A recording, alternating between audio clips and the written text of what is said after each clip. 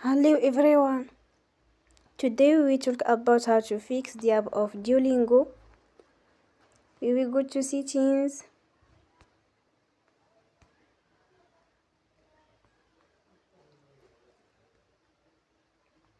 Then we click on apps. After that we will search the app Duolingo. And we click.